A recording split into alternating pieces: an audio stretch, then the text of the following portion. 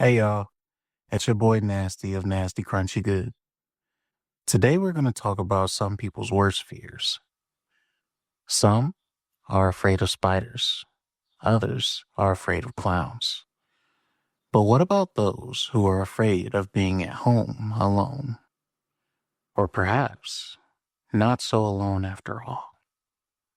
Stay tuned for part one of Not So Alone. Some people truly believe that living alone is scary. The idea of a break-in or a fire scares a lot of people. I, on the other hand, am only afraid of thinking I live alone, with the reality being entirely different. When I was young, my parents had a small farmhouse on 10 acres of land. Naturally, our house was incredibly secluded. If you screamed into the void at the dead of night, no one would hear, much less be disturbed by it. On late summer nights, I would stay outside playing with the few chickens that my stepmom kept. They were never entertaining, but for a child with no friends, they were a nice distraction from the empty house. My father was always at work, and while my stepmom was nice, I hadn't really gotten close to anyone since my mom passed away. Anyway, the outdoors were amazing because there I could find peace. Although the house was nice, my room was uninviting. You see, right outside my door was a little latch on the ceiling. If you pulled it down, then a ladder would pop out that led to the attic. Beside that latch was a door opposite mine that led to the basement. Both doors were closed at all times because my family rarely used either room. The first few nights I stayed there, I'd heard noises from the attic. It sounded like a group of people were standing right above me, moving and pacing back and forth. After 4 days, the noises stopped and the voices started. This time, I heard them from below. It felt like there were heated arguments and hushed tones every night. Voices unfamiliar to me. However, the moment I left my bed, all the noises would cease as if they never happened in the first place. No voices, no footsteps, just an eerie silence that filled the house, reverberating through every room and hall until it rattled my eardrums with the cold, hard nothingness. After telling my dad, he believed I had lost it. However, he was unable to escape the same sneaking suspicion that I had from the day we moved in. Something in this house was wrong. For my dad, however, that suspicion had vanished with a quick search through the house. Both the attic and basement had brought no new revelations.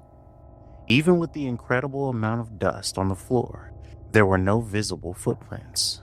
As if to completely dismiss me, he told me it was just my nerves and that I should just wear my headphones when I started to get overwhelmed. Usually, that's exactly what I do. Whether I was walking, sleeping, or just sitting by myself, I'd always have my headphones in, listening to the recordings my mom always used to sing in. Her voice was different. It was light and hypnotic, as if she pulled me into a daze with every line. After that, I started wearing my earbuds again.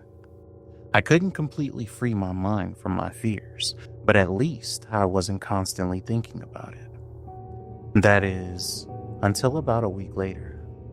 My stepmom and dad left for a night out. I was 14, so the idea of being home alone was great.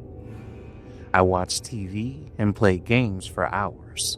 I ate whatever I wanted, which turned out to be a bologna sandwich smeared with cottage cheese. Strange, I know.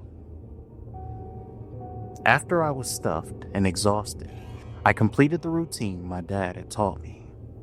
Lock the front door, back door, living room windows, basement door, attic latch, and my own bedroom door. I checked everything off the list. This all made me feel much more secure. After a while, I went to sleep like normal. Both headphones in, mom's recordings playing in my ears. Everything was fine. That night, I woke up groggy. Something was wrong.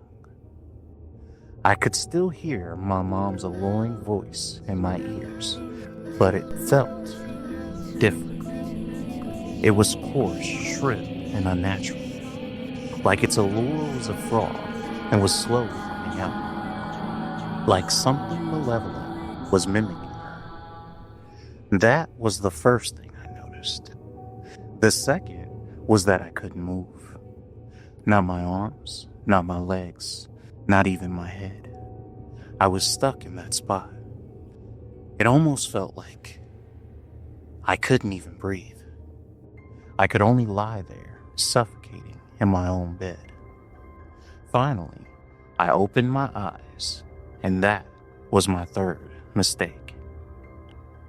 I saw 5 people, 5 sets of eyes, all staring at me.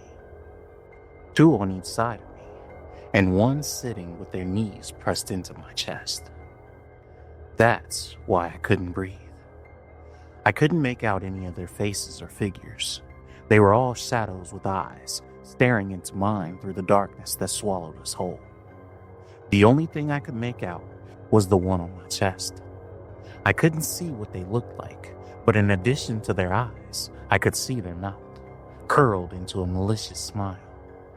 Their gaze piercing through my own, looking directly into my soul. They looked hungry. They all began to move, one by one, inching back through my doorway into the hall. As the one on my chest rose, they dragged their long, jagged nails across my chest, scraping the skin from my flesh. I winced from within, unable to react on the surface. The other 4 disappeared, separating into the attic and basement, each to their own den of darkness. The last one closed my door on the way out, with a finger to their smile, as I saw my blood drip from their claws, as if telling me to keep their secret, or else. All the while, my mom's playful laughter deformed into a hideous cackle that tormented me in that moment that seemed to last forever. As the door clicked shut, my consciousness faded. I awoke to my dad violently shaking me, questioning me about the state of the house. As I looked around the room, I saw that everything in the house had been shuffled and broken, as if a monster had entered, and perhaps one had. I tried telling my dad the truth, but he hardly believed me. I can't be sure, but it seemed that my stepmom avoided my gaze as I described the shadowy figures that visited me that night. I'm not sure what those people were or what they wanted, but I do know that I never wore earbuds again, and my mother's memory lives on only in pictures now. Oh, and those scratches on my chest? The scars still ache to this day.